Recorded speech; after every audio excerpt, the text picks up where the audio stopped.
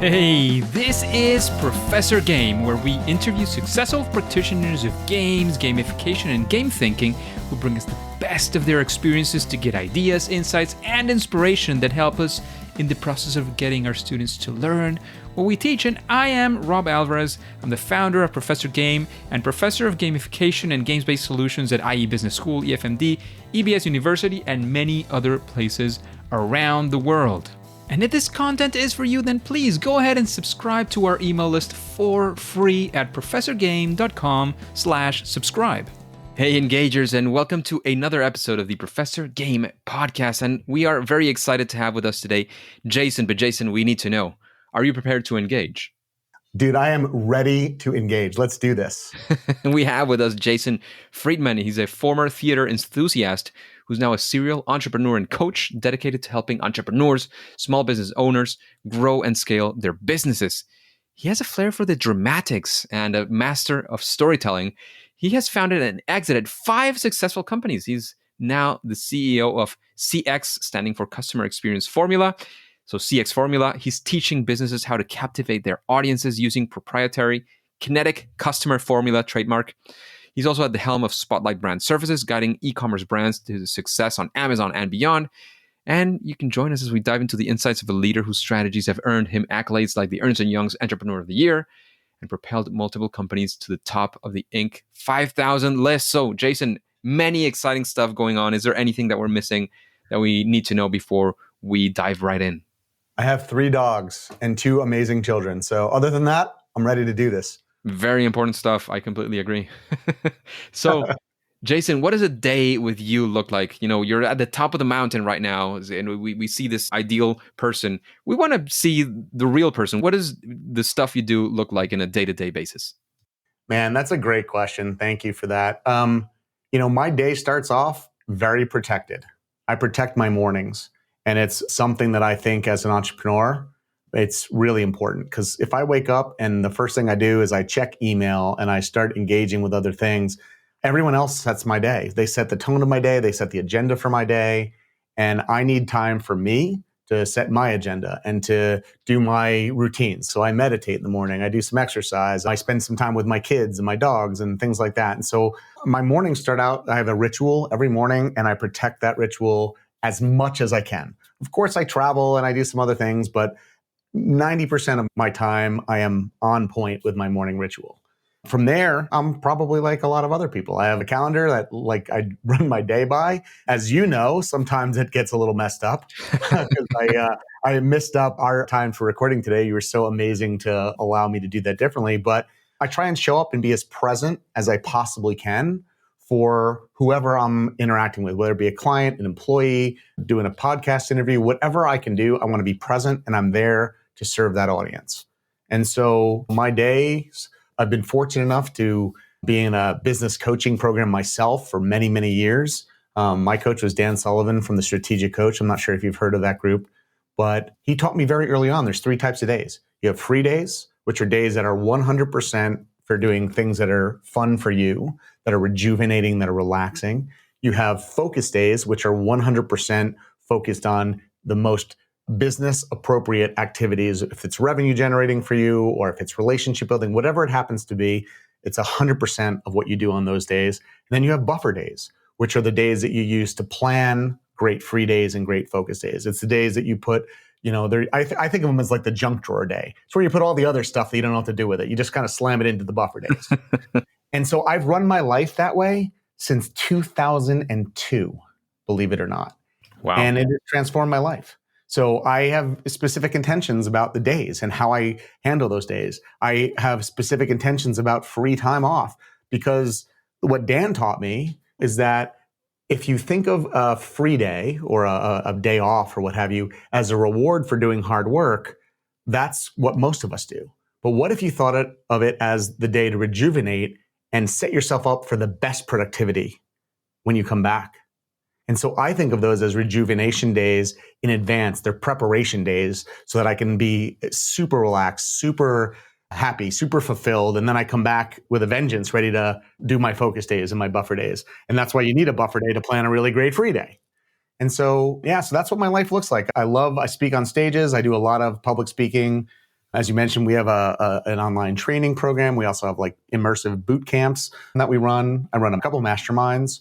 And so my whole mission is helping entrepreneurs and entrepreneurial business owners create freedom through growing and scaling their businesses. And I love it. Sounds like there's a lot of exciting stuff going on, Jason. Plenty of, you're doing this since 2002. I have a lot of personal questions I will probably ask you about how you manage those, especially now knowing that you have kids and dogs. that, Yeah, that makes it a lot more exciting. But I want to dive, at least for now, into a question, which is, one of those things that we learn the most from it. And it's from those fail moments or first attempt in learning, right? We want to be there with you, especially if it has to do with your customer experience formula or customer experience methods in general. Because as you know, we are a podcast focused on gamification, which is all about the customer or the user or the player experience. So we want to be there with you and figure out what happened and how do you get out of it? Or what did you learn at the very least? Yeah, I'll be very candid. I've not failed much in customer experience. Now, that doesn't mean that you don't start an initiative that you think is going to go well and it didn't and you have to pivot. But the very nature, so let me just define customer experience so that we're all talking about the same thing because it's a big word, right? So customer experience is the perception that your customer or your user, whatever you want to call it, of their perception of their interactions with your brand, with your business, with your game, with your program, with your whatever. It's how they feel after the interactions. Okay? So customer experience is about feelings. There's a great quote by Maya Angelou, the famous poet, that said, people will forget what you did and they'll forget what you said, but they'll never forget how you made them feel. And that's incredibly true. And so a lot of people think that you deliver a customer experience. And while you do, the experience is the effect. It's not the cause. It's what happens after they had all the steps across your journey. That's what that experience is. How do they feel? And so we can take people on a better ride. And we love gamification, right? It's something I teach within our programs. It's something that I help people implement because there's so much important stuff that comes out of game strategy, game design, game thinking that we miss. But going back to the customer experience, here's the thing. When you start to focus on your customer as if you were your customer, like you step inside their shoes and you start to experience their journey from their vantage point and you make things better for them. You make things easier for them. You remove what we call friction points, obstacles out of their way. All of a sudden, everything improves. It can't not improve. And so when I say like we haven't really failed, our whole focus of our entire business, everything we teach, everything we support people with is how do we make it easier for our customers to win, period. And that doesn't mean that I want in like games, like we want them to have some challenges. We don't want it to be so easy that they don't have to put in effort. But I mean, we make sure that they're moving forward. They have momentum. We remove the things that are stopping them from continuing. And so it's really important to understand the perspective from the user, from the customer. And what I found in almost every business that I've worked with is that it really is one-sided. As business owners, as entrepreneurs, as practitioners, whatever your business happens to be, we look at it through the lens of our business because it's our eyes. That's what we're seeing. But you mentioned in the beginning, my background's in theater. I started doing theater when I was 8 years old. Believe it or not, I was backstage. I was behind the scenes guy, sets, lights, sound, props, you name it. But you learn everything you do is for that audience. Everything is for the audience. It's to get a reaction. It's to make sure they understand the script. So we enhance it with all the senses, all the different dimensions. It's not just the words they're saying. It's the costumes they're wearing while they're saying the words. It's the props that are in their hands. It's the backdrop behind them. It's the way the lighting hits them. It's the music that's underscoring what they're saying. It's all the things. And they're all choreographed so that we guarantee the reaction that we want. And so in business, that's what we help people do with customer experience. We help them remove the distractions and figure out what are all the pieces that have to be in play to help people have that experience, to go on that journey where they will feel what we want them to feel when we want them to feel it, so that they do get to the finish line, so that they do level up, so that they do what we call have the ideal result, which is that they rave about the experience they had. They return to buy more products and services from you. They renew their ongoing subscriptions or memberships with you. And most importantly, they go out there and they don't just refer people to you, they recruit people to you. They go out and they tell people, you have to go work with Roberto. He's amazing. His program is fantastic. Like, it changed my life.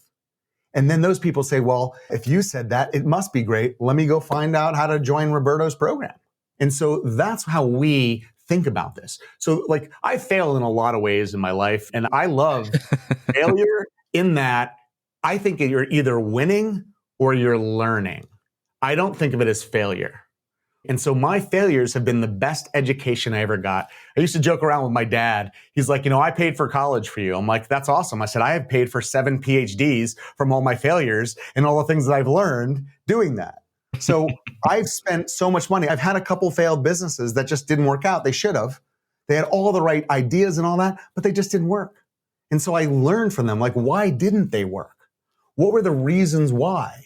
Because it seemed like a solid concept. And so I take the time to analyze. The value is in the debrief of what was working or what wasn't working. And it's either you're winning or you're learning. And when you can take that on as a gestalt or a way you operate, it is one of the most freeing and liberating things you could do, especially with your whole team also. Like, as an organization, it changes the culture of your business. And it's such a powerful way to frame things up. What did we learn? And then people start to look for that. And success leaves clues, and so do mistakes or failures, or there's new opportunities that will arise from that. And so when I have issues, and we do a postmortem every time, we call it an experience transformer. And when we go through that, we're like, okay, if we had to write 5 laws of what thou shalt not, or thou shalt always, what would they be from this experience? And we learn, and we document it, and we live it. And so we've gotten better and better and better because we believe it. We practice what we preach, and that's what we teach our clients as well. Makes a lot of sense. I love it. I love the way, and you say it as well, to frame that there's no such thing as failure, because failure is not final, it's not fatal, at least most of the times, and we're not in the medical sector, at least not you and I.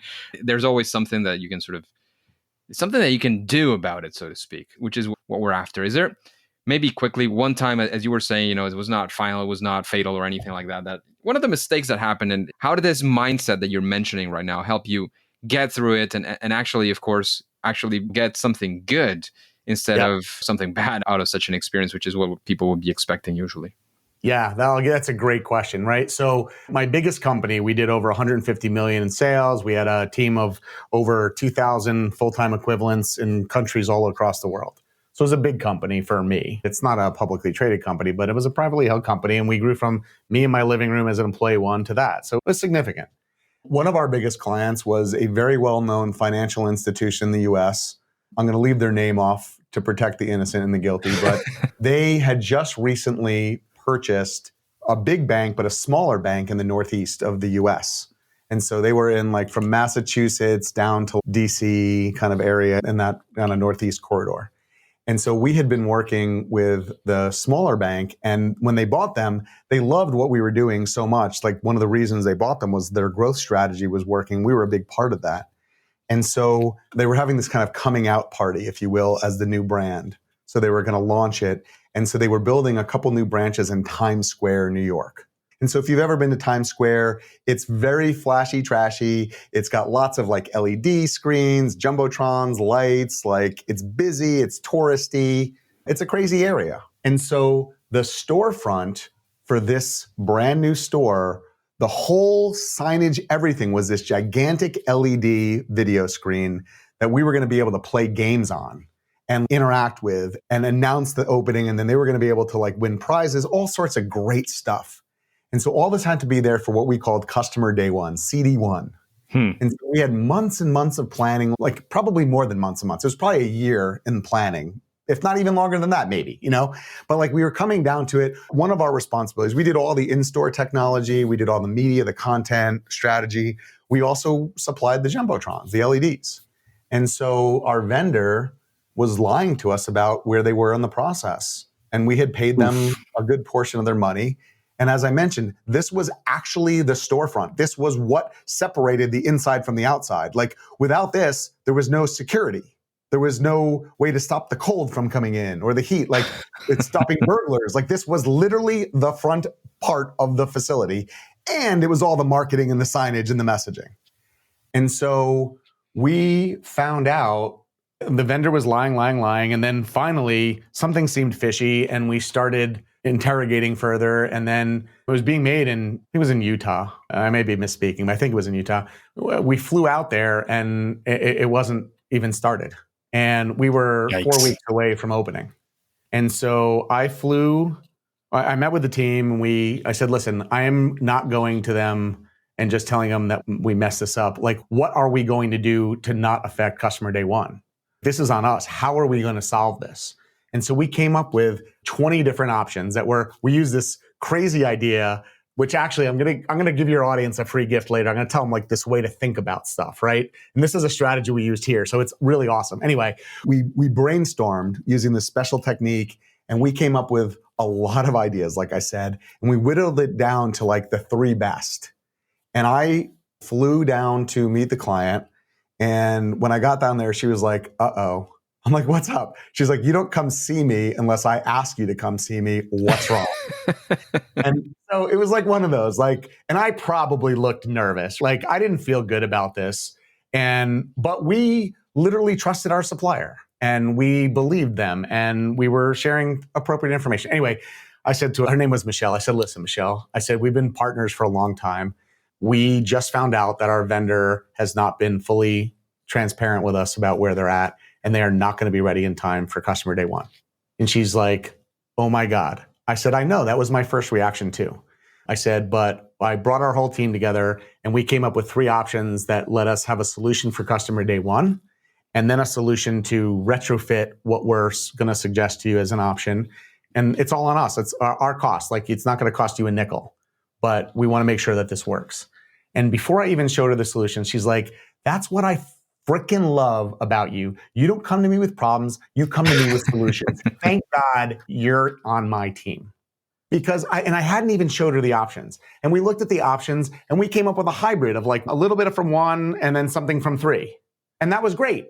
And so the experience that we created for her was one of trust, respect, responsibility, creativity, and that we are a partner. We're in this with them and we are going to do whatever we need to make this right. She knew immediately that it was going to cost us a ton of money to do this.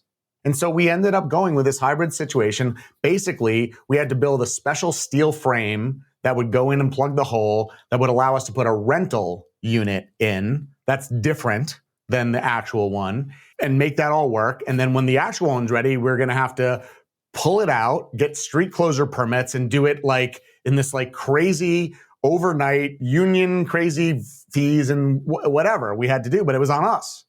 And obviously we passed a lot of that on to the manufacturer of the screen, but we solved it. And they had a customer day one on the day they wanted. It was awesome. Nobody in the world knew that it wasn't the real thing except for us. And like it's in theater, the show must go on. You sell an audience, they're coming there. Their failure is not an option where I come from. And so with a client, with an employee, whatever, I will do everything I can to meet our obligation. I will do everything I can to meet their expectation. And one of the big pieces of what we teach people is about setting and managing expectations.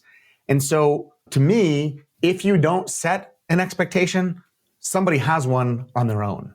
So whether you set it or not, they have one. So if you set it or when you set it, you have a good chance of meeting it. So we set an expectation with them. And then I wanted to live up to that expectation of we're going to deliver, but then I'm also going to go above and beyond. I don't like people to chronically over deliver. Some people think like it's always over delivered. I always over deliver.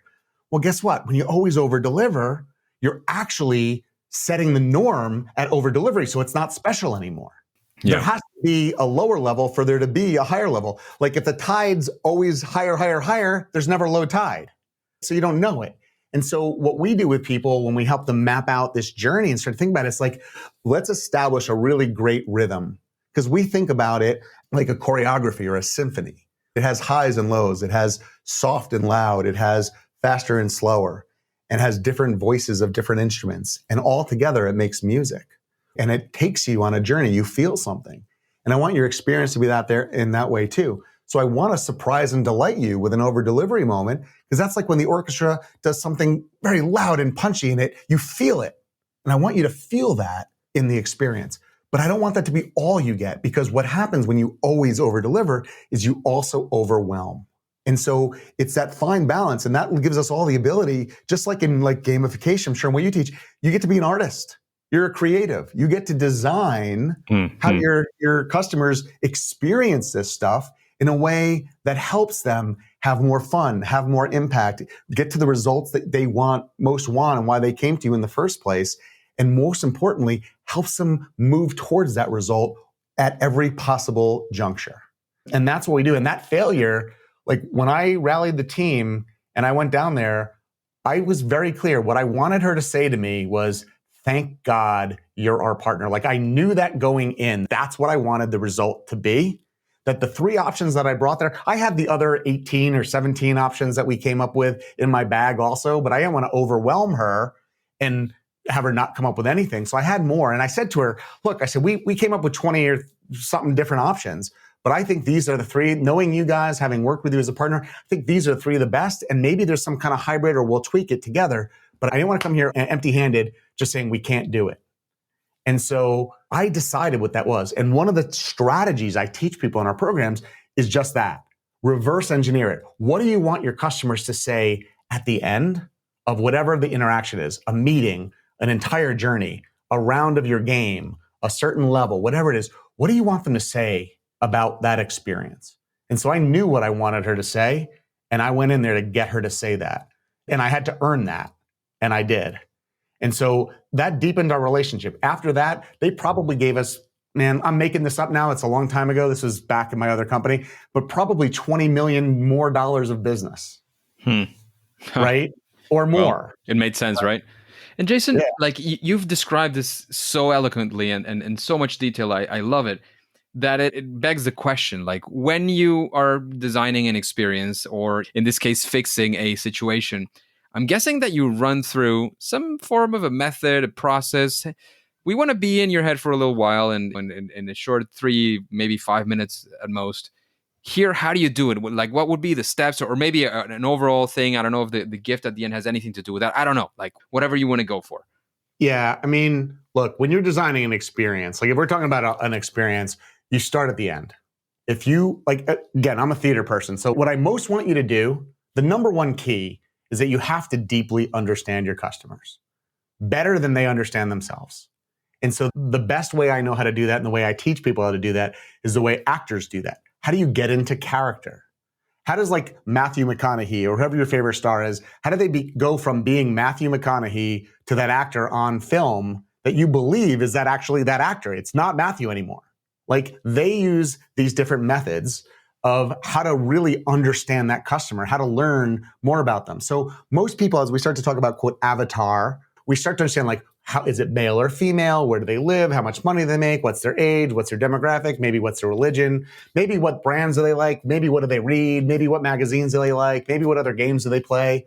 And we get to understand that. That's cool. But I want to know what's keeping them up at night. What are they avoiding while they're doing all these other things and they are sad and upset and depressed that they're avoiding that? What did they have for breakfast? What are they most ashamed about? And so, like, if you're really going to be believable, if you're trying to become this character on stage, it takes different questions. It takes different ways of looking at them. And what most people forget is a customer journey doesn't begin when they first meet you. That's a big mistake. The journey begins for that customer way before that, when they figure, I have a problem, I'm looking for a solution, or I want that. And so they go on this whole journey before they even meet you. And a lot of times they have problems going on in their life that they're trying to solve with your thing. So they have all the noise, all the crazy, all that stuff. Then they go out into the market and they find all sorts of different competing information. They're overwhelmed, they're overstimulated, and then they find you. And we often forget about all that other stuff or never even considered that there was all that other stuff. So when you can understand that customer and walk in their shoes, put on their glasses and understand their journey, you start to become able to explain stuff in a way that makes them feel understood. And that changes the game. And so once you're in character and you really understand them, I want you to go to the end. What do they really want? An example I'll typically give is, let's say that I wanted to lose 20 pounds. And I've tried every diet program out there and they never all work.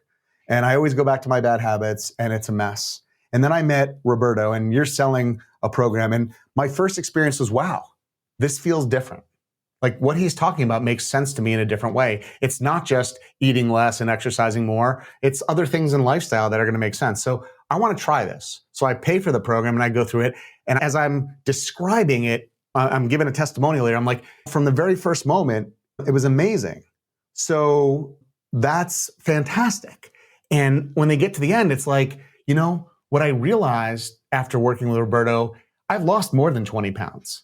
But it wasn't about losing the 20 pounds. It was about getting my life back. I was that guy that used to sit on the couch and my friends would call me to go out and I would say no because I didn't have things in my closet that would fit and I didn't do it. And I got to the point where I was just not even picking up their phone call. Now I'm the one that's calling everybody wanting to go out. I got my life back. That's what you want people to feel. And so as you go through this journey as them, you can start to say, what do I need to do for them to get to that result and say those words? How do they need to think and expect about things?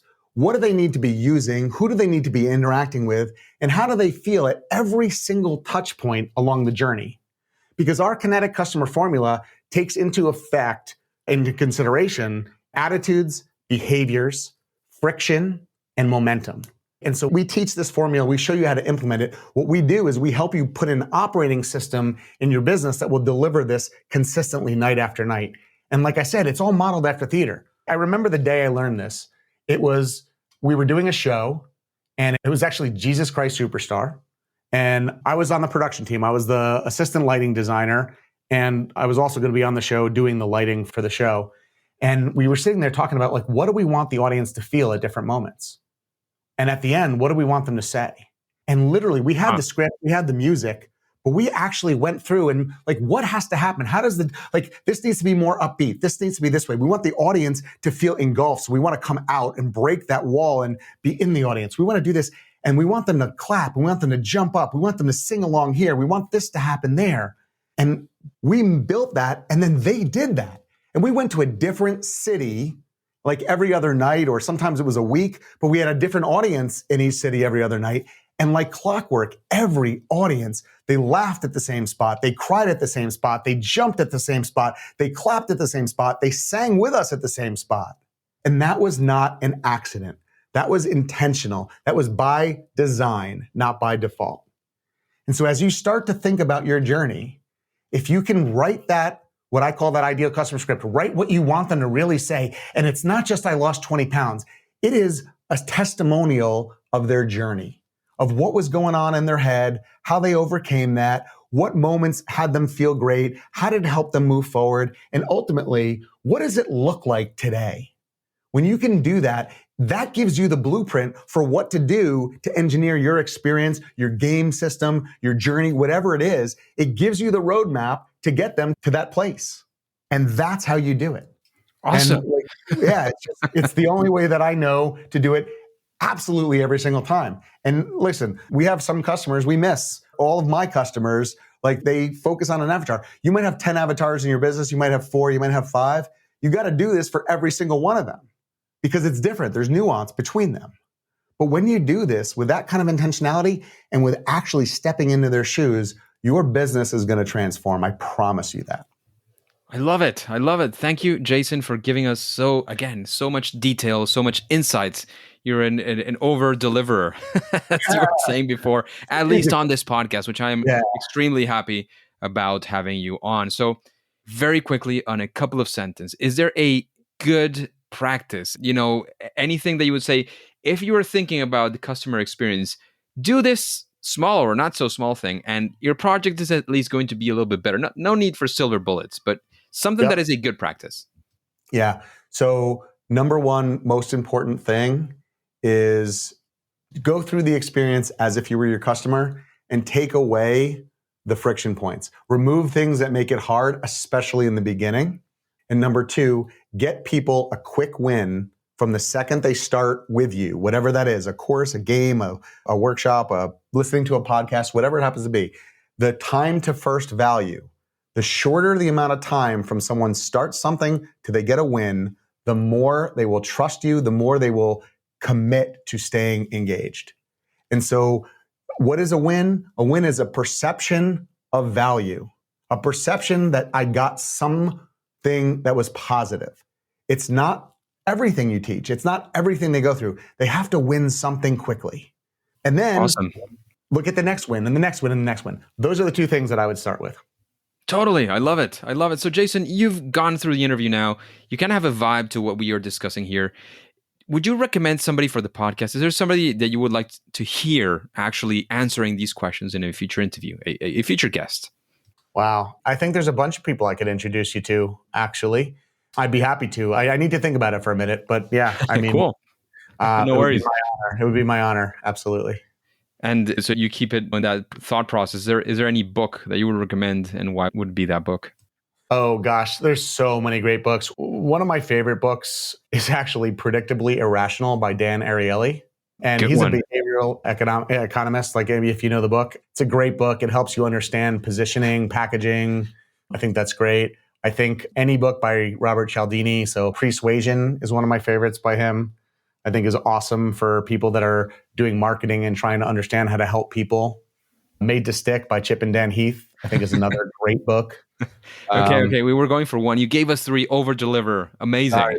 Sorry, man. Can't help it. Love it. One. No, I absolutely love it. I would say we have a question about the superpower, right? So what would you say is your superpower? And it doesn't have to be exclusive. Maybe other people have it as well. But that thing that helps you stand out from the crowd. Yeah. So what I've been told that my kind of zone of genius, if you will, is simultaneously using the right brain and the left brain to come up with creative and executable solutions that will help people move forward.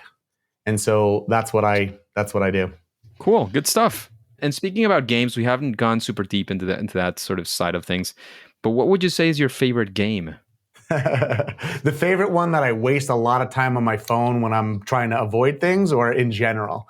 I think my favorite game, actually, all time, and it's a board game, but I love Clue. That's actually, I would say, or at least it was for a good long while, my wife's favorite game, board game. Oh, yeah? Yeah, I love that game. She loves it. I still play with my kids. Yep. Yeah.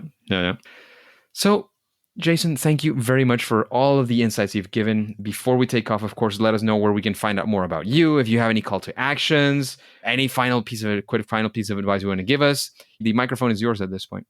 Oh, thanks, man. So if you want to know anything more, you can definitely hop over to our website, which is at cxformula.com. There's lots of resources there, and you can learn more about some of our programs. But what I mentioned before, I want to give you a free gift. So you're not going to find this gift on our website. There's a special page that you can go to that's gift.cxformula.com/engagers. It's a special page just for this audience. And I'm going to play a little game with you. How about that? I'm not going to tell you what it is. Mystery box. Mystery box. But I'm going to tell you this. This is the strategy we used with my client that I mentioned. It is a thinking strategy with an execution strategy in this. It's a PDF. It'll take you less than 10 minutes to go through. And everyone that I have taught this strategy to or has looked at this, it has fundamentally changed the way they think about a lot of stuff. It's fundamentally helped their business. It's helped personal relationships. It's helped professional relationships. And it's super fun. So go there, download it. No cost, no obligation, no nothing, just a pure give. I would love to ask two things, though. If you download it, actually go through it. Don't let it just sit on your hard drive and be something you never look at. We put a lot of time into it, and I really want it to help people. That's why I do what I do. And number two, if you do something with it, shoot me an email. My email is going to be on it. I'm going to send you the stuff in an email. It really goes to me. Nobody else sees it but me. Tell me what you thought. Tell me how you used it. I really want to help people, and the more feedback I get, the better we get. So yeah, that's it. And Roberto, thank you so much for having me on here. Maybe we can do another one of these at some point and jump into some other strategies. But it was super fun. You created a great experience for me. Thank you. That's great. Love having you on the show. However, as you know, and as the engagers definitely know by now, at least for now and for today, it is time to say that it's game over. Engagers, thank you for listening to the Professor Game podcast. And if you want more interviews with incredible guests, please go to professorgame.com/subscribe and get started on our email list for free. We'll be in contact. You'll be the first to know of any of our opportunities that arise or that are already existing, and we will have them available just for you. Please remember, before you go into your next mission, before you click continue, remember to follow or subscribe, whatever that looks like, on your favorite podcast app, and listen to the next episode of Professor Game. See you there.